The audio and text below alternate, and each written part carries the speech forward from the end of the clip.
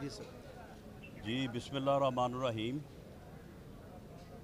इस मुल्क में हकूमती इमा के ऊपर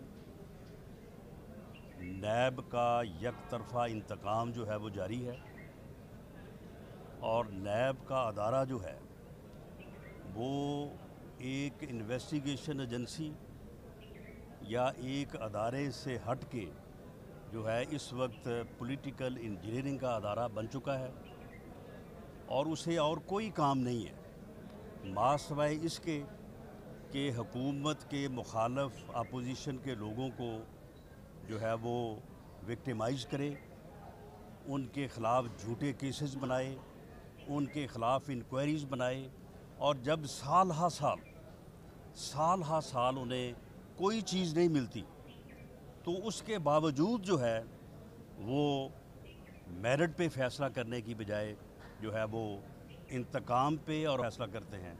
और नैब के अफसरान जो हैं वो ख़ुद ये बात कहते हैं कि जी हम मजबूर हैं, हम मेरिट पे या अपने ज़मीर के मुताबिक जो है वो फ़ैसला नहीं कर सकते, हमने भी आखिर जो है वो अपनी नौकरी बचानी है, हमारे छोटे छोटे बच्चे हैं।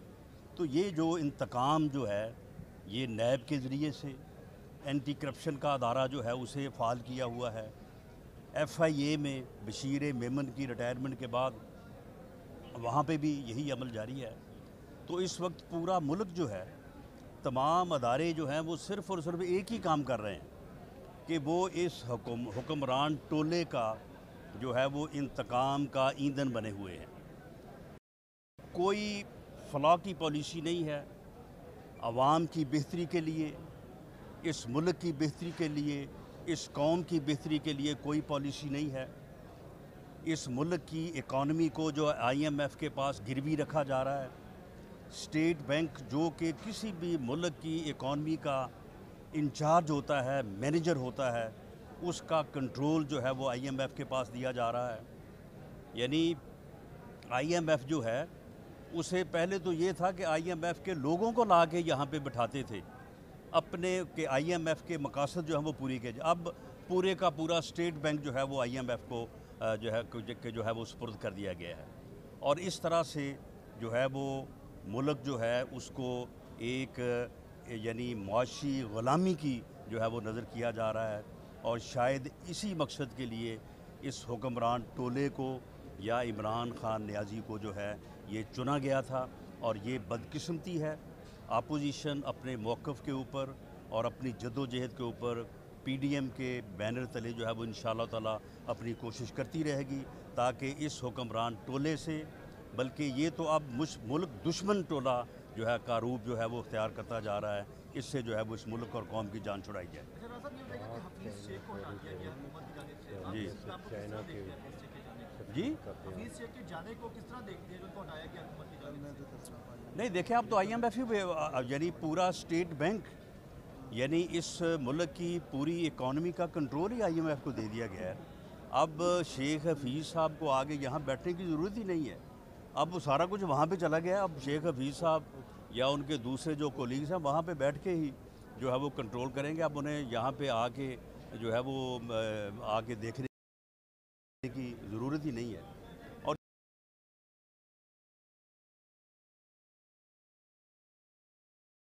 इसी तरह से तो उससे आप अंदाज़ा कर सकते हैं कि CPEC का वो मंसूबा जो पाकिस्तान का फ्यूचर था, जिसमें पाकिस्तान की इकॉनमी का जो है वो फ्यूचर जो है वो पिनहा था, जो मंसूबा जो है वो अगर कामयाब होता या यानी वो पूरा मुकम्मल होता तो पाकिस्तान के इकॉनमी के मसाइल जो है वो हल हो जाते। पाकिस्तान की जो इनकम है वो पहले से कई गुना ज़्यादा हो जाती। उसके मतलब जो इन्होंने किया है और जिस तरह से उस मंसूबे को नामुकम्मल रखा गया है, कैप किया गया है और उसको जो है वो यानी मुकम्मल नहीं होने दिया गया, तो उसकी भी सूरत हाल जो है वो सारी। और ये अमल जो है ये कोई मुल्क दुश्मनी से कम नहीं है, ये सिर्फ़ एक मंसूबे को नामुकम्मल करने की बात नहीं है बल्कि इस मुल्क की इकॉनमी को डुबोने की बात है। अच्छा राजा साहब, कोरोना वैक्सीन $10 की पूरी दुनिया में है, स्पुतनिक जो है वो अब यहाँ $30 की आ रही है, सवाल इस पर क्या है? मेरा ख़्याल है कि ये पहला मुल्क है यहाँ पे वैक्सीन जो है वो बाहर से खैरात में ले रहे हैं और यहाँ पे जो है उसको सेल कर रहे हैं। वरना पूरी दुनिया में तमाम गवर्नमेंट जो है वो अपने शहरियों को जो है ये सहूलत या ये मेडिसिन जो है वो मुफ्त फराहम कर रही है। ये पहला मुल्क है कि ले मुफ्त रहा है और आगे जो है वो लोगों को जो है वो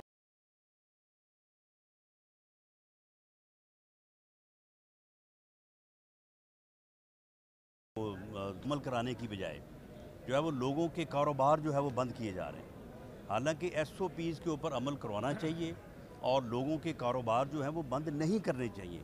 इससे पहले जो इनकी पॉलिसीज़ थी उसकी वजह से भी जो है वो बड़ा मौशी नुकसान हुआ है लोगों का, लेकिन अब भी जो है वो इनका कोई यानी इनकी पॉलिसी ये है कि कोई पॉलिसी नहीं है। कोई इन्होंने जो है वो अगर पहले कोरोना जो है वो मौसमी हालात की वजह से जो है या इस खित्ते में उसका डैमेज जो था वो एग्रेशन कम था तो उस वजह से जो है वो लोग बचे रहे हैं। बाकी ये सिर्फ़ और सिर्फ मुफ्त का क्रेडिट जो है वो लेते रहे हैं। इन्होंने कोई पॉलिसी नहीं अपनाई और कोई इकदाम नहीं किए और SOPs के ऊपर अब भी इनके अमल दरामद करने की जो इनकी तरीक़ाकार है या पॉलिसी है उसका असर नहीं है और इसमें मुल्क को जो है वो बदतरीन करप्शन में धकेला गया है। अब दुकान खोलने के भी पैसे दिए जाते हैं, अब कोई और काम करने के भी पैसे दिए जाते हैं, यानी हर काम हो रहा है। यानी जो इन्होंने पाबंदियां लगाई हैं कोई पाबंदी के ऊपर अमल नहीं हो रहा, हर काम हो रहा है लेकिन पैसे दे के हो रहा है। यानी करप्शन के जो है वो दे के जो है वो हो रहा है। यानी इस हद तक इन्होंने करप्शन को जो है वो ग्रॉस रूटेड कर दिया है कि इस वक्त कोई यानी जो है बंदा ना कोई करप्शन से महफूज है और ना ही कोई जो है इस मुल्क में जिस किस्म की इन्होंने पॉलिसी जो है वो रवा रखी है ना उनसे महफूज है।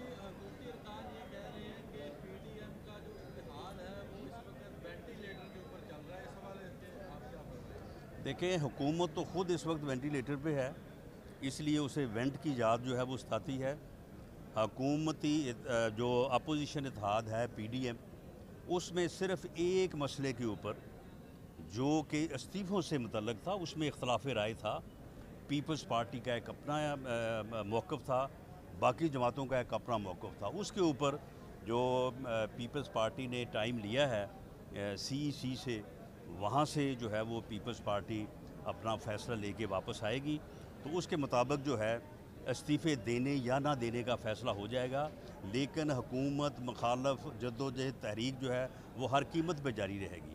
जो दूसरा इशू जो leader of the opposition Yusuf Raza Gilani साहब के इलेक्ट होने का है, तो उसमें हमारा बड़ा वाज़ेह मौक़िफ़ है कि अगर यूसुफ रज़ा गिलानी साहब के पास 31 वोट हैं तो हमारे पास 27 है, तो ये बन जाते हैं 58।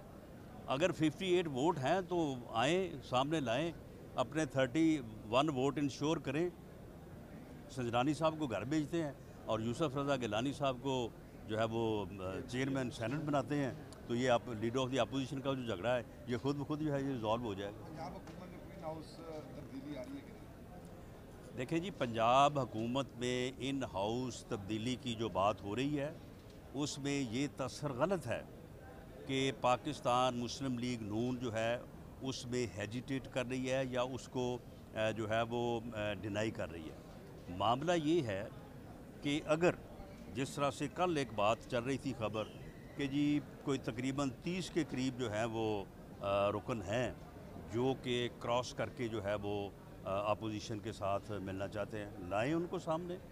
अगर इस किस्म का कोई फिगर सामने आता है तो बिल्कुल इस बात के ऊपर जो है वो सोचा जा सकता है। Thank you. नवाज शरीफ जिंदाबाद।